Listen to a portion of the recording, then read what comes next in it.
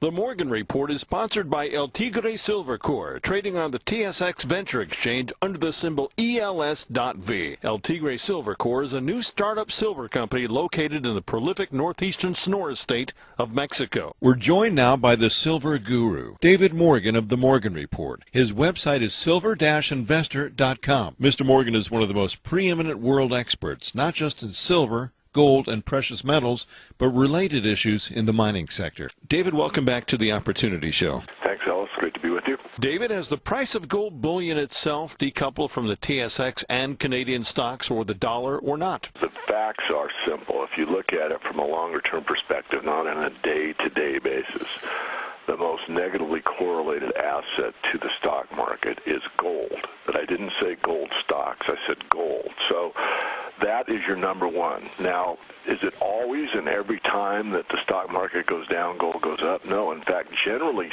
speaking, gold hasn't really shown its strength in that manner very much yet. And I use the word yet because I think we may be at the cusp of a time when the stock market is ready for another plunge and gold actually maybe consolidates a bit in the range it's at now and takes off higher. That's, I think, almost inevitable based on history and the current market conditions on a global basis.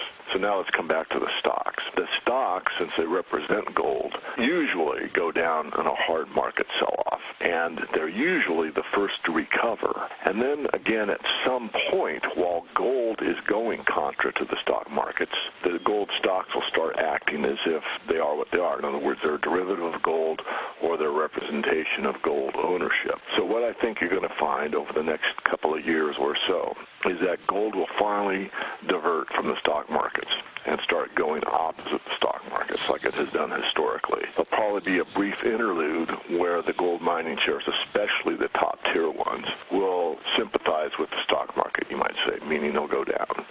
And then they'll kind of pause and reverse. So that's what I expect in the future. Does that guarantee it'll happen? No, it does not, but it's very likely that it will. And one of my favorite quotes is, chance favors the prepared mind. In other words, if you know from history what's the most likely scenario, and you've prepared for that, if it starts to take place, or more importantly, when it starts to take place, you'll be prepared. So, well, I don't understand this. Gold always moves opposite the dollar. No, gold moves opposite a lot of things. It moves opposite basically money, and you can define money very vaguely. In these days, there is no real money other than the physical metal in reality, but no one thinks in those terms. Actually, I have to pause there and digress a second, Ellis. I just read some of Richard Russell's work, and he said what I've been saying for a long time. He said, don't count your gold ownership in the amount of U.S. dollars it represents. Ask yourself if you own more gold coins than you did previously, and if you do, you're, by definition wealthier. That's what I'm saying. He says essentially the same thing. The gold and silver are wealth, and they are, and they're a means of preserving wealth and also adding in certain times, and this is one of those times where it can give you substantial capital gains, especially on the silver side as far as I'm concerned. Then what you really want to focus on is, do you have more of it or less of it than you had in the previous 6 months, year, 2 years ago, or that type of thing. And if you account for yourself in those terms, it really can calm your mind a bit instead of worrying about what, oh my God, gold did this today and it wasn't in the market, or should I buy now, and that type of attitude, which we all do. I mean, I'm not saying I'm exempt from that. It's important to get a clear perspective on where we are in the financial markets. It would seem, though, David, that investors would be smart enough to hold gold stocks at this time and not sell them, considering what is bound to happen after they catch up to the bullion market and head higher. Are people just stupid? To really answer that properly, you'd have to look at a case-by-case basis because it goes to intent. Why someone sold yesterday could be that they have to pay for something, or, they need to make a mortgage payment or whatever. So it's really hard to generalize and know overall what the market's overall intent is. A lot of the European fund managers buy into a lot of these junior stocks. They buy into some, depends on the fund manager, of course. If they're in a situation where they have to raise cash in a hurry and they look at the portfolio, they'll dump anything they have to. So that includes gold stocks. Basically what you want to do if you're looking to accumulate a position or add a position is buy on weakness. So that doesn't mean buy everything, but when you get a good whacking in the gold shares, you might buy. And I just put an article out on our Twitter feed it talks about how low will silver go. And the answer is no one knows. But Jeff Clark, who writes for Casey Research, and I know Jeff pretty well, put out several different scenarios. It's already at stop number one, and meaning in his write-up, it's down 10-something%, which is kind of like the average first burst to the downside. So what would I do if I was brand new to the market or in and wanted to buy more? Probably buy some here, but save some, cash to buy more if it goes lower. Most people don't have a plan. They just randomly invest, and then they wait, and if they get in at the wrong time frame, maybe they'll wait 6 months, maybe a year, and their stock or their position in the metals hasn't gone up, and they give up. And who can blame them? I mean, especially in today's world where everything is, instant gratification. But that's why I do what I do, which is different. I mean, basically we take a core position, which is about 75%, and then we trade around 25%.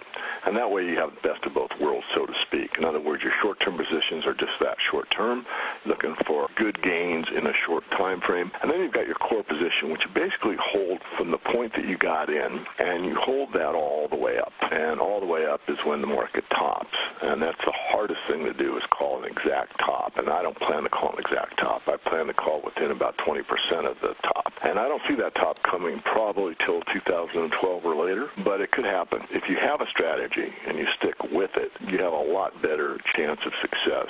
Have a plan, stick to it, know what you're doing, and have conviction. We have a new sponsor on the Opportunity Show, El Tigre Silver Corps. What can you tell us about El Tigre? I met the founders of the company a few months ago. It's another project in Mexico, and what I like about the property is that they have 9 mining concessions, and it's over 43,000 hectares located in northeastern Sonora State, so it's right in the spot for silver. And Mexico, as we all know, or people that follow the silver market anyway, is pretty much loaded with silver. It's an area that had been mined in the past, in the early 1900s, and produced some very high grades, which a lot of areas of Mexico have done. Right now, they're getting right to the work area in a rather aggressive manner, and they're analyzing historic data, which any good mining company would do. They're rehabilitating the access roads in there, and they're constructing a base camp. So they're pretty serious guys, and I know from past experience with dealing with this management that they're pretty much walk their talk. In other words, they're good management as far as I'm concerned.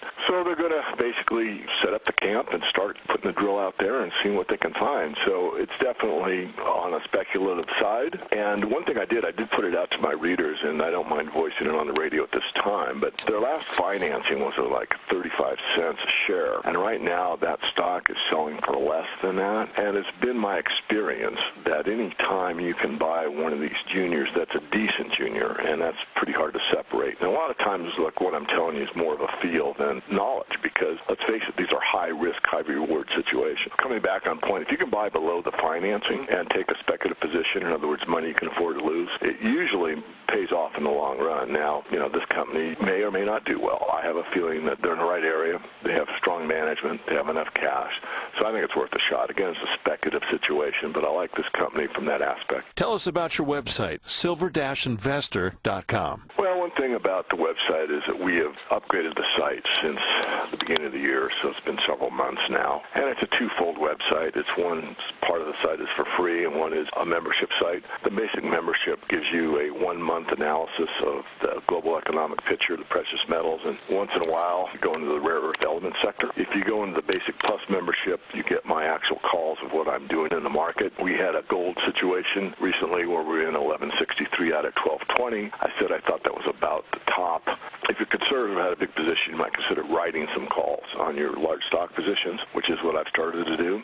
In view of what the market's doing currently, as we outlined at the beginning of the show, was that might not be a bad idea. There is a premium membership, which is a 1-month conference call with me on the line. Sometimes it's in a webinar format. Sometimes it's in a teleconference format. Either of those formats are basically a consulting service with several people online. One thing I would encourage everybody to do is if you're not interested in paying me for the subscription service, that's fine, but you would be very beneficial, I believe, to get on the free membership list. You'll get the 10 rules of silver investing. You'll be informed of wherever I'm speaking, and I usually put in a question of the week. So, Ellis, thanks for letting me pitch my side a bit. I appreciate it. The website, again, is silver-investor.com. For the Opportunity Show, I'm Ellis Martin. The Morgan Report has been sponsored by El Tigre Silver Corps, trading on the TSX Venture Exchange under the symbol ELS.V. El Tigre Silver Corps is a new startup silver company located in the prolific northeastern Sonora state of Mexico.